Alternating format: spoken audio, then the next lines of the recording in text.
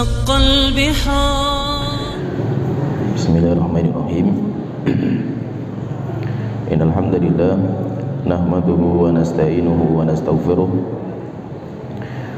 ونعوذ بالله من شرور أنفسنا ومن سيئات أعمالنا من يهده الله فلا مضل له ومن يضلل فلا هادي له وأشهد أن لا إله إلا الله وحده لا شريك له وأشهد أن محمدا عبده ورسوله أما بعد.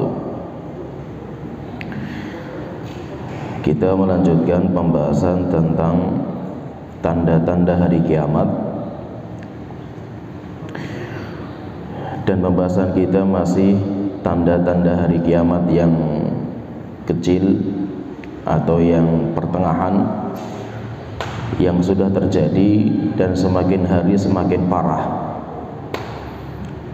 Kita masuk di tanda hari kiamat yang ke-24. Qala al-mu'allif rahimahullah ta'ala, berkata Syekh Yusuf Wabil, beliau mengatakan taqarubul aswaq. Di antara tanda hari kiamat itu adalah berdekatannya pasar-pasar, yaitu semakin dekat dengan hari kiamat, pasar itu semakin berdekatan dan pasar itu semakin banyak. Di dalam sebuah hadis dikeluarkan oleh Imam Ahmad dan Imam Al-Haythami, beliau mengatakan rawahu Ahmad wa rijaluhu rijalus sahih. Dikeluarkan oleh Imam Ahmad dan rawinya itu rawi-rawi yang dikeluarkan oleh Imam Bukhari dan Muslim, ghairu Sa'id bin Sam'an, kecuali satu rawi yaitu Sa'id bin Sam'an, wa huwa thiqatun, tetapi dia juga seorang rawi yang thiqah, terpercaya, sehingga hadisnya sahih. Sebuah hadis dari Abu Hurairah radhiyallahu anhu, anna Rasulullah sallallahu alaihi wasallam qala, la taqumu sa'atu hatta tadhharul fitanu wa yakthurul kadhibu wa tataqarabal aswaqu. Rasulullah sallallahu alaihi wasallam beliau bersabda, tidak akan terjadi hari kiamat sampai muncul fitnah, wa yakthurul kadhibu, dan akan merajalela kedustaan, wa tataqarabal aswaq, dan pasar-pasar akan berdekatan. Dalam hadis ini Rasulullah SAW menjelaskan di antara tanda-tanda hari kiamat itu ada 3. Di dalam hadis ini, kalau tandanya banyak, kita saja sudah menyebutkan 24 tanda, dan masih banyak yang belum kita sebutkan.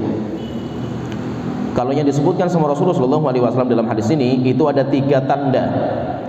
Tanda hari kiamat itu ada 3, yaitu kalau ini muncul, apalagi semakin merajalela, berarti hari kiamat itu semakin dekat.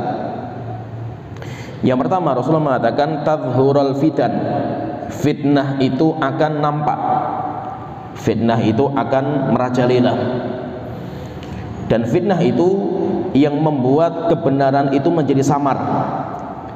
Ketika muncul fitnah itu, saking dahsyatnya fitnah sampai orang itu semua hatinya itu terkena fitnah sebenarnya itu, tapi dia nggak sadar.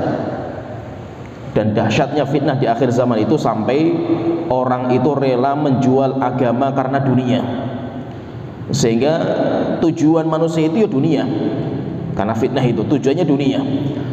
Ketika mencari dunia itu nggak bisa kecuali dengan tangga dunia, tanda agama. Agama itu harus kita jadikan sebagai alat untuk mencari dunia, maka agamanya pun akan dikorbankan. Sehingga untuk mencari tahta, harta, dan wanita, orang itu rela mengorbankan agama mereka. Dan itu semakin hari semakin parah, sampai nanti tingkatan parahnya itu sampai ada orang yang pagi harinya muslim, sore harinya kafir. Ada orang yang sore harinya kafir, pagi harinya sudah muslim, pagi harinya kafir.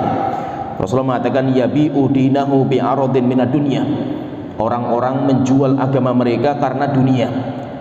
Dan itu nanti semakin hari semakin parah kondisinya itu. Oleh itu tidak ada cara kecuali kita bentengi diri kita dan keluarga kita dengan iman yang kokoh, dari fitnah, karena fitnah itu nggak ada cara membentengi diri kita kecuali dengan ilmu agama, kecuali dengan ilmu kita kembali kepada Allah Ta'ala, karena dahsyatnya fitnah. Fitnah itu nggak main-main itu. Sampai ketika fitnah muncul, para sahabat saja sampai berperang, sampai terjadi perang Jamal, perang Siffin, sampai banyak para sahabat yang meninggal dalam peperangan itu. Kenapa? Fitnah. Dahsyatnya fitnah itu nggak main-main. Sahabat saja dikorban, sampai Utsman bin Affan pun dibunuh, Ali bin Abi Thalib pun dibunuh juga itu. Dan ngerinya lagi itu, yang membunuh itu orang muslim. Berbeda dengan Umar. Kalau Umar kan yang membunuh orang kafir, orang Majusi. Tetapi Utsman bin Affan, Ali bin Abi Thalib itu yang membunuh itu orang muslim. Bahkan yang membunuh Utsman dan Ali itu menganggap itu sebagai ibadah. Membunuh Ali itu ibadah, membunuh Utsman itu jihad. Sehingga bahwa itu dahsyatnya fitnah, gak main-main itu. Fitnah itu mengerikan. Padahal apa? Padahal Utsman bin Affan itu menantunya Rasulullah, Ali bin Abi Thalib menantunya Rasulullah. Keduanya dijamin masuk surga itu. Itu saja karena fitnah sampai akhirnya mereka berdua dikafirkan. Setelah itu orang-orang menganggap bahwasanya membunuh mereka berdua itu jihad. Akhirnya apa? Utsman bin Affan dan Ali bin Abi Thalib dibunuh dengan cara yang keji. Dan yang membunuh kaum muslimin sendiri itu, bukan orang kafir, kaum muslimin. Dan itu ngerinya fitnah. Oleh itu nanti semakin dekat dengan hari kiamat itu, fitnah itu semakin dahsyat. Kemudian yang kedua, Rasulullah mengatakan yang kedua itu wayakthurul kadzib, dusta yang merajalela, berita-berita hoak. Coba kalau kita perhatikan itu zaman kita ini, kita kalau buka HP, buka berita itu, kita saja sudah nggak bisa bedakan mana yang benar dan mana yang hoak itu. Saking mengerikannya berita zaman sekarang itu. Zaman dulu itu orang-orang munafik itu mereka biasa memainkan opini, bikin berita-berita hoak orang-orang munafik itu. Tetapi jumlahnya nggak banyak itu. Kalau zaman kita, masya Allah itu kita membaca berita itu sudah nggak jelas ini mana yang benar, mana yang salah. Saking banyaknya kedustaan itu sampai orang itu meyakini. Karena di antara teori jurnalistik itu, di antara teorinya mereka itu kedustaan yang disampaikan terus-menerus itu akan diyakini benar oleh masyarakat. Sehingga siapa yang memegang media, dia akan menjadi penguasa. Media yang diambil itu.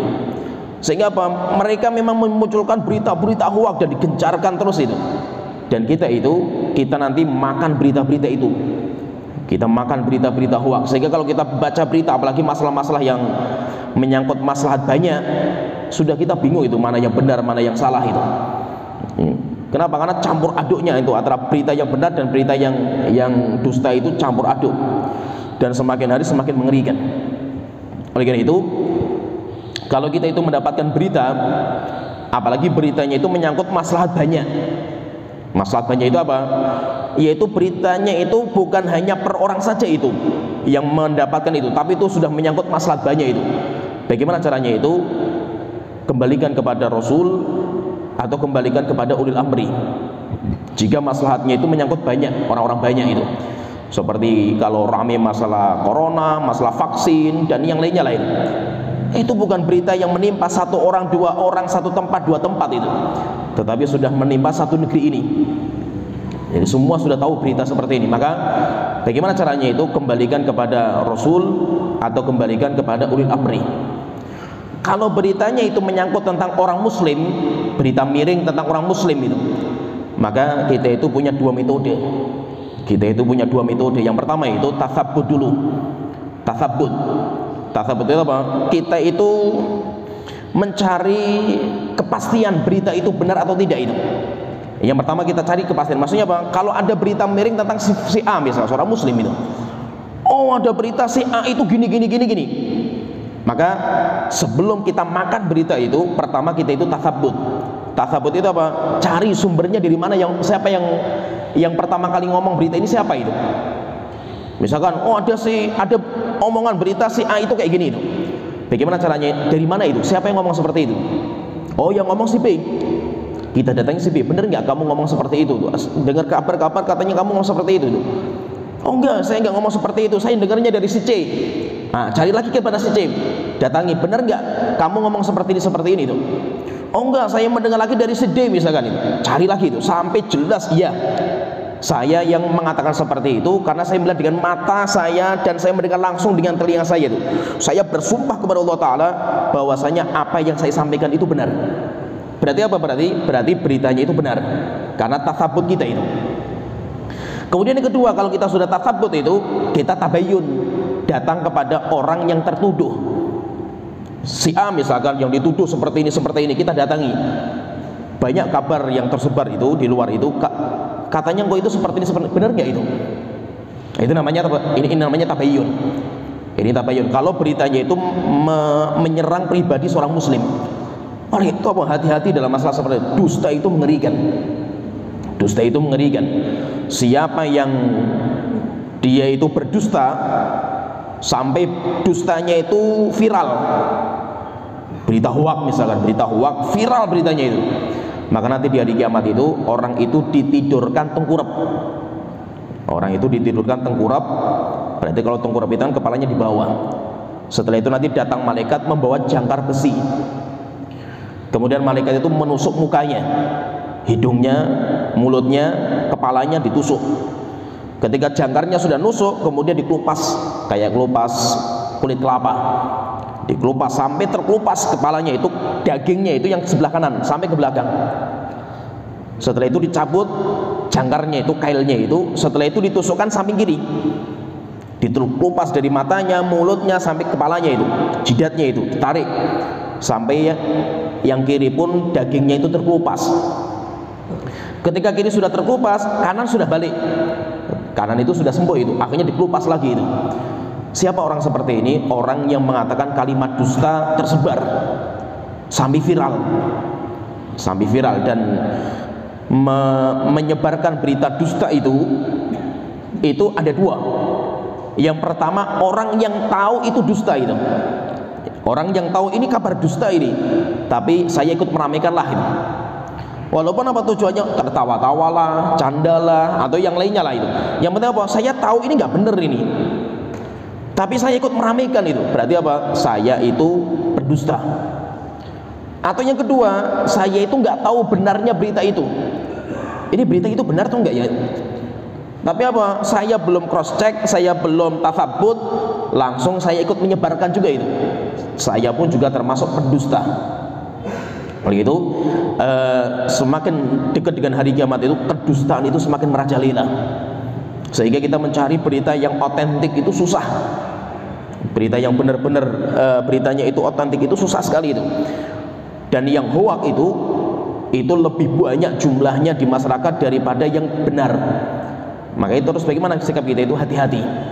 Hati-hati. Tidak setiap apa yang kita dengar itu harus kita ucapkan. Tidak setiap yang benar dan yang perlu kita ucapkan itu harus kita ucapkan di semua orang. Tidak setiap ucapan yang benar dan harus kita ucapkan kepada orang itu nggak harus kita ucapkan di semua tempat gitu. Beda-beda orangnya itu. Sehingga terkadang itu kita dengar berita misalkan, telinga kita dengar, kita baca dengan mata kita itu. Terkadang itu apa? Kita itu perlu tutup mulut dulu. Jangan apa? Jangan gatel tangan kita dan mulut kita itu langsung ikut share itu. Itu bahaya sekali itu. Kenapa? Karena sebuah ucapan kalau sudah keluar itu sudah bukan barang rahasia lagi. Itu akan tersebar kemana saja kita nggak tahu itu. Kita walaupun mungkin bercanda dengan satu teman misalkan ya, lewat japri misalkan itu. Saya bercanda, saya ngomong, oh si teman kita si A itu gini itu. Padahal saya canda itu aja. Rupanya sama teman kita itu disebarkan di grup-grup WA. Satu grup isinya 200 orang. Dari 200 orang nyebar lagi di semua grup itu sampai menjadi 2000 grup. Akhirnya apa? Sebuah kalimat dusta yang saya awalnya bercanda sama teman akrab saya itu, akhirnya apa? Menjadi viral setelah itu. Ketika menjadi viral, akhirnya apa? Berarti saya itu yang membuat dusta. Dan itu dosanya nggak main-main itu. Oleh itu hati-hati, apalagi menyangkut maslahat seorang muslim. Apalagi dustanya berkaitan masalah agama. Itu lebih ngeri lagi itu. Apalagi dustanya itu atas nama Rasulullah itu. Oh Rasulullah itu gini itu. Kita tanya, dari mana kamu mendapatkan berita itu? Ayo saya dapat dari broadcast kamar sebelah itu gini. Dicek rupanya hadisnya palsu itu. Palsu, tapi saya sudah menyebarkan itu. Maka apa? Saya termasuk pendusta. Man kadzdzaba alayya muta'ammidan, siapa yang berdusta atas nama saya secara sengaja, maka hendaknya dia itu nanti duduk di kursi neraka jahanam. Oleh itu di akhir zaman sekarang ini, masya Allah, itu berita-berita itu semuanya simpang siur itu. Kita sudah nggak tahu lagi nih berita yang benar dan tidaknya itu. Maka tidak ada cara kecuali kita itu tatsabbut, kita itu memang yakinkan dulu, pastikan dulu berita ini benar atau tidak. Kalau belum pasti, diam saja. Kemudian setelah itu apa? Kita lihat lagi apakah layak untuk disebarkan atau tidak itu. Kalaupun memang sudah benar itu, tidak semua berita yang benar itu harus kita sebarkan. Kenapa? Karena belum tentu orang itu bisa memahami. Belum tentu bisa memahami. Kenapa? Karena banyak orang yang hatinya itu sakit.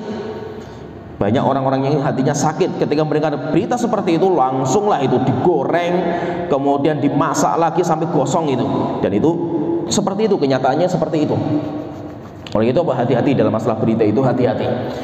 Oleh itu diantara tanda hari kiamat Rasulullah mengatakan wa yakthurul kadzib, semakin hari semakin parah kedustaan itu merajalela di mana-mana. Kemudian ketika Rasulullah mengatakan wa tataqarrabal aswaq, dan pasar-pasar itu semakin berdekatan.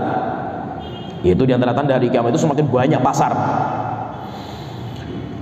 Syekh Ahmad At-Tuwaijiri, Syekh Ahmad At-Tuwaijiri itu termasuk ulama Saudi.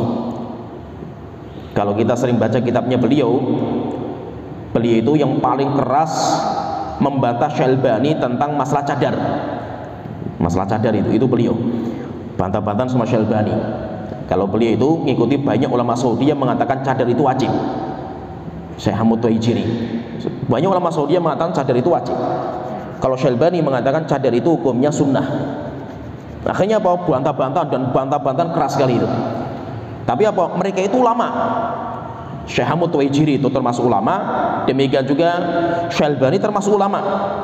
Walaupun bantah-bantahannya itu keras dalam tulisan itu, sampai kita kalau baca bantahan Syalbani lagi itu, masya Allah, keras sekali Syalbani itu. Setelah itu apa? Sampai kita membaca lagi bantahannya dari ulama Saudi itu, Syekh Ahmad Tuwaijiri tulis lagi itu, bantah lagi itu, ngeri lagi bantahnya itu. Sampai Syalbani itu dijuluki sebagai dai tabarruj, yaitu ulama yang membuka pintu wanita itu bersolek itu. Dan macam-macam lah, khilafnya kuat sekali itu. Ini nulis kitab, ini nulis kitab, ini nulis kitab, nulis kitab itu. Tapi ilmiah, bukan cacian dan makian, bukan itu. Hebatnya lagi itu, ceritanya itu, pernah suatu ketika itu Syalbani itu ke Saudi haji waktu itu. Ketika haji, qadarullah beliau itu ketemu dengan Ahmad Tuwaijiri ini, yang keras sekali bantah-bantahnya di kitab. Urusannya nggak pernah ketemu mereka itu, kitab saja, ini nulis kitab, bantahan itu. Subhanallah, mereka berdua itu ketemu langsung itu. Akhirnya para penuntut ilmu itu yang kuliah di Madinah itu, mereka ingin melihat bagaimana sikap para ulama ketika mereka berbeda sampai keras khilafnya mereka itu, bantah-bantahnya itu kuat sekali. Mereka itu bertemu di alam nyata, bukan di alam tulisan itu, di alam nyata itu. Akhirnya apa? Penuntut ilmu itu, ini pasti ribut ini, debat ini, rame ini bakalan itu. Subhanallah itu, keduanya itu pelukan, ngobrol bareng, santai gitu, tenang gitu. Kayak nggak ada khilaf di antara mereka itu. Tapi ketika pulang, kitab keluar lagi gitu. Maksudnya apa? Itu namanya khilaf yang ilmiah itu seperti itu. Khilaf yang ilmiah itu apa? Biarkanlah kita itu berbeda itu dalam ilmiah kita, teori kita itu. Tapi secara praktek kita itu saudara. Jangan sampai apa? Gara-gara kita berbeda, akhirnya dalam muamalah kita pun pecah gitu. Tidak semua perbedaan itu mengharuskan kita berpecah belah. Kita masih bersaudara walaupun dalam masalah ini kita berbeda. Gak apa-apa kita berbeda pendapat, tapi kita masih saling bersaudara. Oleh itu, dan itu berat menjaga seperti biasanya itu perbedaan yang mengakibatkan perpecahan itu karena rusaknya hati. Biasanya orang kalau sudah berbeda kok sampai ribut, sampai caci makian, sampai ukhuwah itu pecah, itu biasanya orang yang berbeda itu hatinya sakit. Entah karena ada hasad, entah karena ada congkak, sombong, zalim itu, atau niatnya nggak ikhlas atau yang lainnya. Kalau sudah rusak hatinya, perbedaan kecil saja bisa pecah belah itu. Bisa berpecah belah, saling gontok-gontokan, sudah nggak salam lagi dan yang lainnya. Kenapa? Karena hatinya rusak. Ulama-ulama gitu itu biasa bantah-bantahan antara mazhab ini debat sampai bantah-bantahan itu biasa. Tapi ketika mereka berjumpa, mereka itu bersaudara. Al-Imam Syekh Ahmad Tuwaijiri Beliau mengatakan, beliau juga punya tulisan bagus namanya Ithaful Jamaah bima jaa fil fitani wal malahim wa asyrati sa'ah, yaitu tanda-tanda hari kiamat. Beliau mengatakan ketika menyebutkan hadis ini, kata Syekh Hamud Tuwaijiri, beliau mengatakan wa amma taqarubul aswaq, sedangkan sabda Rasulullah di antara tanda hari kiamat itu berdekatannya pasar.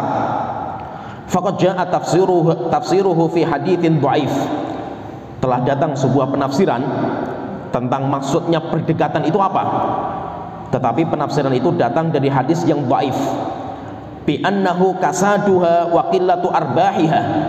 Yang dimaksud dengan berdekatannya pasar itu maksudnya itu pasar itu sudah ancur-ancuran lah itu, saking berdekatan sehingga saingan sampai nggak ada untung, kemudian wis parah lah kondisinya itu, kacau. Ini ada penafsiran seperti itu dalam sebuah hadis, tapi hadisnya dhaif. Setelah itu beliau mengatakan, wadh-dhahir wallahu alam anna dzalika isyaratun ila ma waqa fi zamanina min taqarubi ahli al-ardi. Kalau pendapat yang paling kuat, wallahu alam, dan yang paling tahu ilmunya ya Allah Ta'ala, kita katakan bahwasanya hadis itu ketika menyebutkan yaitu di antara tanda hari kiamat itu berdekatannya pasar, maksudnya itu apa?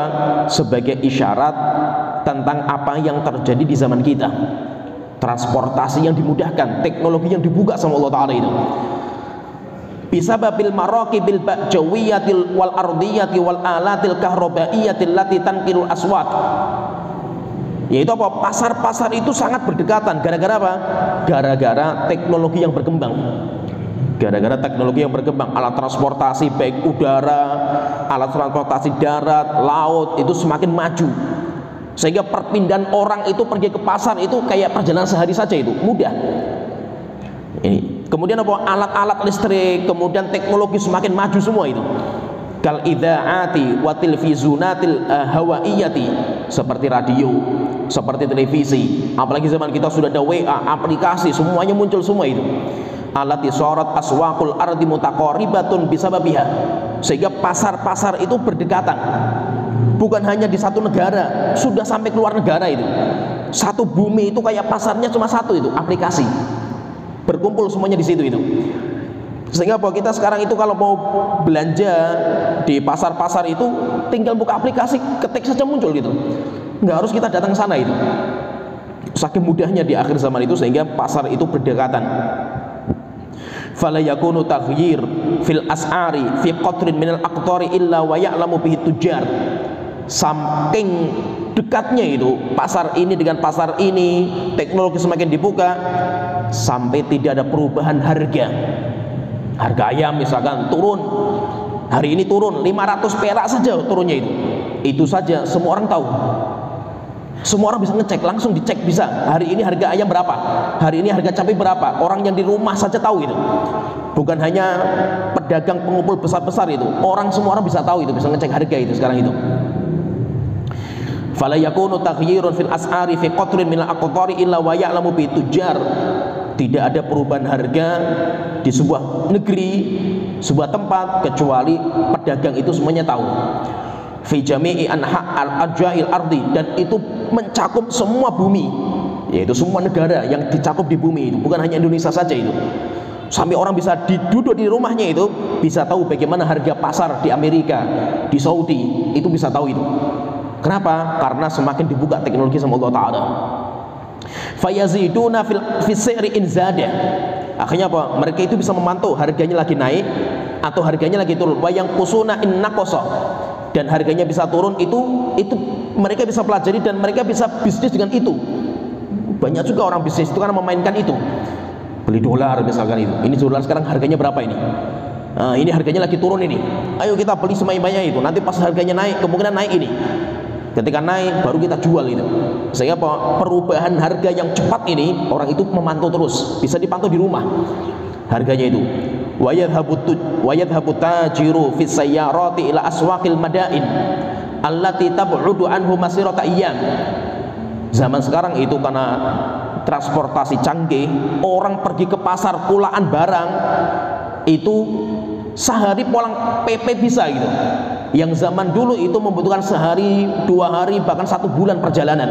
Sekarang PP bisa. Sehingga mudah semua, dimudahkan semua Allah Ta'ala itu.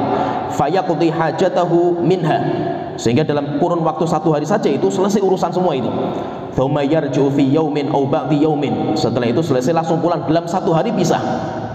Wa yadhhabu fi ta'irati ila aswaqil madain allati tab'udu anhu masirata syahrin fa aktsar. Bahkan kita itu bisa berjalan ke luar negeri dalam 1 hari PP naik pesawat bisa. Kesana datang ke sana, selesaikan urusan dagang, setelah itu balik lagi bisa sehari. Padahal kalau kita itu berjalan normal zaman itu bisa 1 bulan perjalanan. Fayaqdi hajatahu minha wa yarji'u fi yaumin aw ba'di yaumin.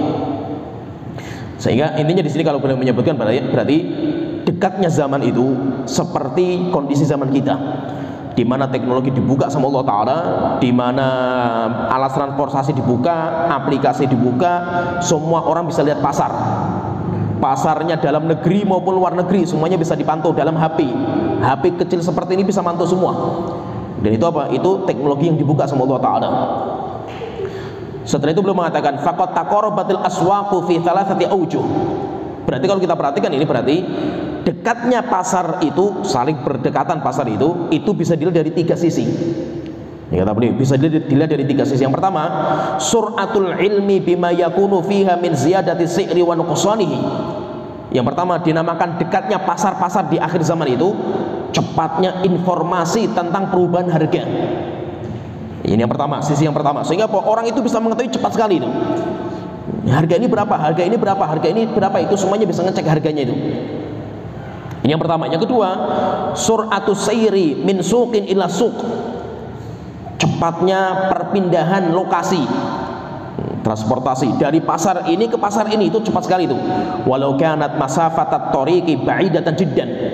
Walaupun kalau kita itu jalan normal itu jauh sekali, tapi sekarang didekatkan semua. Sehingga antara pasar ini itu dekat. Kemudian yang ketiga, muqarabatu ba'dihha ba'dun fil as'ar. Ya, dimaksud dengan dekatnya pasar itu apa? Harga itu enggak jauh-jauh itu. Sama, kenapa? Karena semuanya bisa dipantau semua itu. Waqtida'u ba'di ahliha bi ba'din fi ziyadati wa nuqsan wallahu a'lam. Jadi intinya itu, kalau kita perhatikan intinya itu, kalau kita perhatikan itu zaman kita ini teknologi semakin dibuka sama Allah Ta'ala. Dan itu teknologi itu Allah yang menciptakan. Cuma Allah itu ketika menciptakan itu Allah menaruh di dalam akal-akal kita manusia, sehingga nanti manusia menemukan teknologi ini, menemukan teknologi itu, tapi Allah yang menciptakan itu Allah Ta'ala. Karena Allah Ta'ala berfirman, al-khayla wal bighala wal hamira litarkabuha wa zina. Al-khayl, kuda, al-bighal, peranakan kuda dan keledai, wal hamir dan keledai, litarkabuha wa zina, untuk kalian tunggangi sebagai alat transportasi dan sebagai perhiasan kalian. Setelah itu Allah berfirman, wa yakhluqu ma la ta'lamun, dan Allah nanti akan menciptakan apa-apa yang kalian nggak pernah sadar, kalian nggak pernah tahu itu. Rupanya setelah itu muncul alat transportasi, teknologi ini bermunculan itu, dan kita nggak pernah tahu itu. Teknologi berkembang cepat sekali itu. Nah, itu ketika teknologi dibuka, alat transportasi dibuka sama Allah Ta'ala, maka pasar-pasar itu semuanya kelihatan. Semuanya kelihatan, semua orang bisa mantau. Bahkan orang jualan sekarang itu nggak butuh datang ke pasar itu. Tinggal dia itu di rumah, barangnya taruh di rumah, foto, kirim, sudah jualan dia itu. Saking dekatnya itu, orang jualan mudah, nggak harus dia itu yang pergi jualan itu. Sekarang dia itu jualan, tinggal barang dagangnya taruh di rumah saja itu. Tinggal di foto-foto, kirimkan. Ada orang beli, tinggal dikirim gitu, pakai paket gitu. Orang mau beli barang gak usah ke pasar sekarang itu. Orang beli barang di rumah, duduk manis di rumah, tinggal ngetik saja itu, klik, langsung kirim datangan itu. Barangnya itu langsung dikirim ke rumah kita itu. Dekatnya luar biasa itu. Dekatnya luar biasa, dan itu nanti semakin hari semakin canggih. Semakin hari semakin canggih. Kalau kita nggak berkembang, kalau kita nggak ngikuti zaman, kita pun akan tergilas dengan zaman. Sehingga zaman itu kita harus sikapi. Kita tidak boleh jumut terhadap zaman. Maka itu kalau kita perhatikan, kenapa fikihnya para ulama itu berkembang. Fikih itu kan nggak jumut. Fikih itu nggak kaku itu. Nggak bisa kita katakan harus kita kembalikan kepada dalil Al-Quran dan Sunnah itu. Banyak kejadian-kejadian di Al-Quran dan Sunnah nggak ada gitu. Kita lihat misalkan jual beli online seperti ini itu, mana dalilnya itu? Nggak ada dalilnya gitu. Memang zaman dulu nggak ada kan gitu.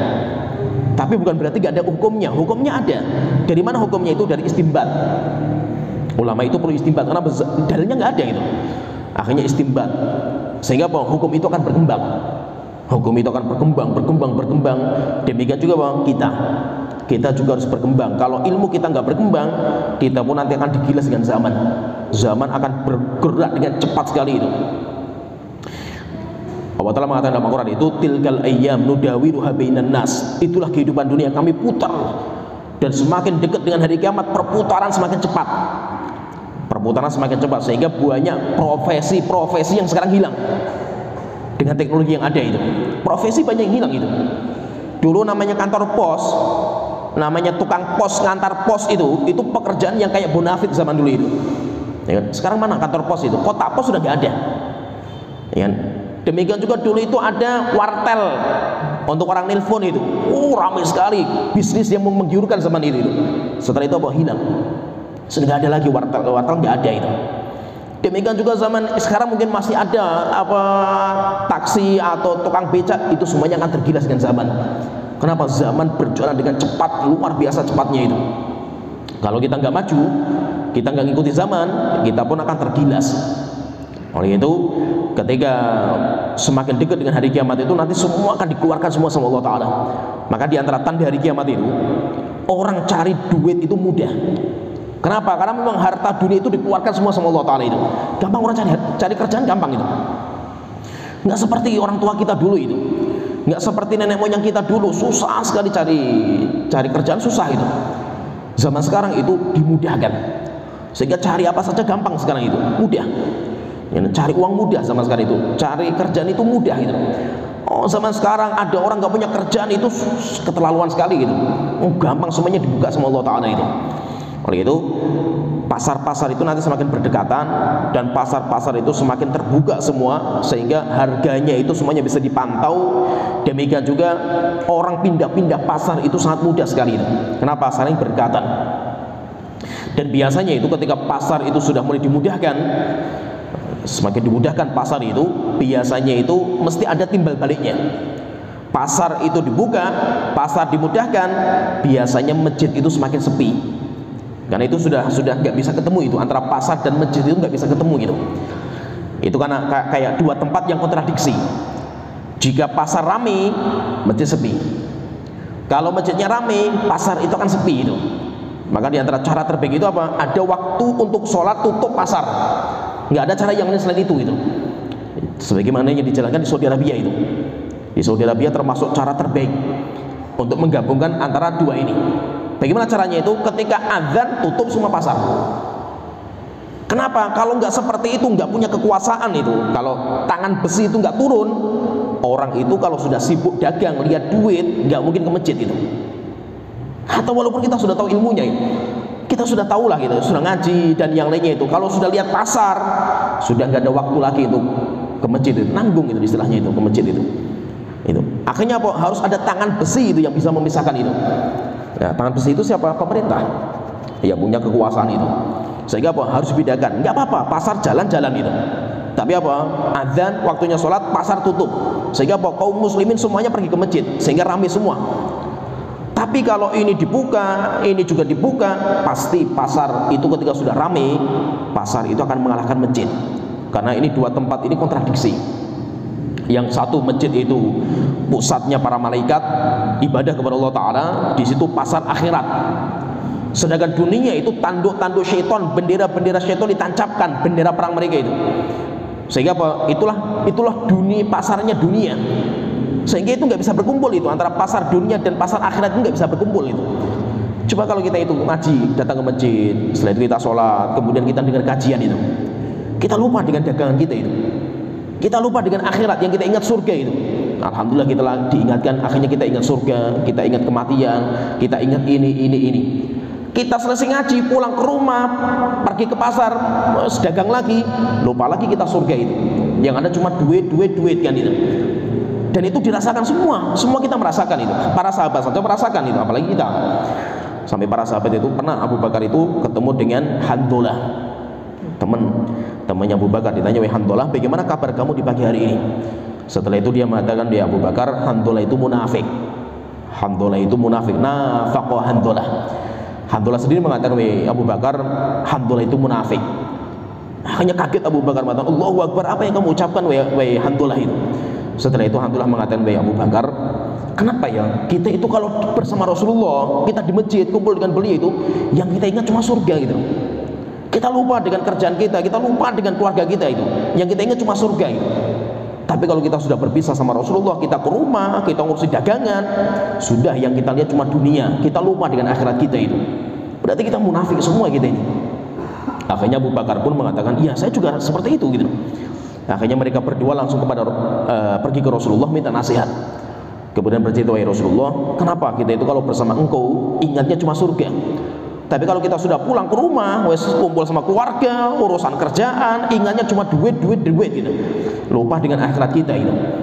Maka Rasulullah mengatakan, laudumtum ala halikum, jika seandainya iman kalian itu dimanapun berada seperti ketika bersama dengan saya, yaitu mau di rumah, mau di pasar, itu ingatnya cuma akhirat itu, kayak bersama saya itu, la safahatkumul malaikatu, para malaikat akan turun menyambut kalian, memberikan kabar kesuksesan, berarti kalian itu sukses ini.